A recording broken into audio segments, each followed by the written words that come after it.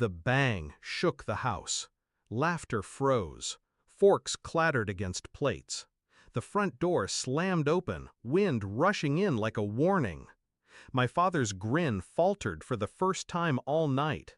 5 minutes earlier, he'd leaned back in his chair, smug and unashamed, and said the words that cracked something inside me.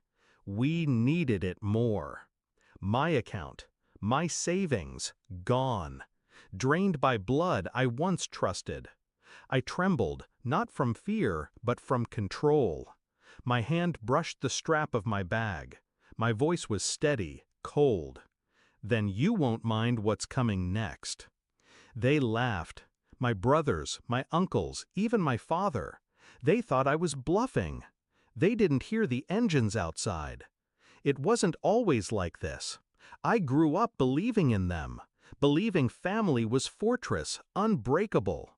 My father worked long hours, my uncles helped raise me. My cousins were brothers, not rivals. Or so I thought. They taught me to trust, to share, to believe in the bond of blood.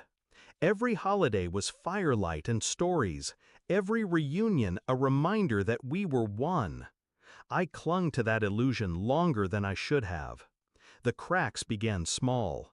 An uncle who always asked for loans but never repaid. A cousin who used my credit card just until payday. A father who told me saving was selfish when the family needed cash. I ignored it, told myself it was temporary, that love meant sacrifice. Until last night, when the numbers on my banking app dissolved into zeros. Months of work, years of restraint. Every cent I'd saved to build my own life, gone. And the trail was obvious. Transfers marked with names I knew too well. Family. Grief lasted minutes, rage hours. Then came clarity. I didn't scream, didn't confront them immediately. I let them gather for the reunion, plates piled with food bought from my labor. I watched them drink, laugh, toast each other with my stolen future. And I planned. Because if they wanted to strip me of everything, they'd learn the cost of underestimating me. My father always underestimated silence. He thought restraint meant weakness. He never noticed the documents I carried in my bag. Never suspected I'd spoken to lawyers weeks ago when I first sensed something wrong. Or that I'd gone further. Property records, tax filings, old arrangements they thought buried. My father's secret accounts, my uncle's debts, my cousin's fraud. I didn't just protect myself. I dug until I held every thread of their lies in my hands. So when I said, "Then you won't mind what's coming next," I wasn't threatening. I was announcing. The bang at the door wasn't a storm. It was law enforcement. The result of the calls I made, the files I delivered. The living room erupted into chaos. My uncles shouted, my cousins cursed, chairs scraping against the floor. My father's voice rose above them all. "You wouldn't dare!" But I already had. Officers stepped inside, warrants in hand.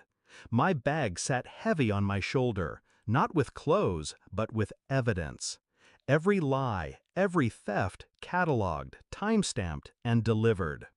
I didn't move as they read charges, didn't blink when my cousins pleaded, didn't flinch when my uncles were pulled from their seats. I only watched my father. He stood frozen, his face drained of color. He wasn't worried for them. He was calculating, realizing how much I knew, how much I'd uncovered. And when the officer read his name, his crimes, his accounts, I finally saw it. Fear. He turned to me then, eyes burning, mouth trembling. "You're destroying your family!"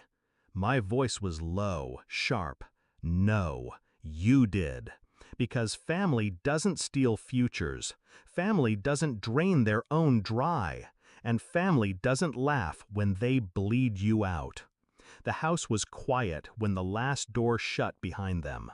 Quiet except for the ticking of a clock and the echo of everything that had just collapsed. For years, I thought I owed them everything. Tonight, I learned I owed them nothing. I walked to the table, untouched food still steaming, poured myself a glass of water, sat in my father's empty chair, and I finally felt free. They thought betrayal would break me. Instead, it built me into something sharper. They thought draining my account would end me.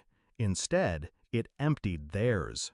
The inheritance I carry now isn't money. It's clarity, a clean slate scorched from ash.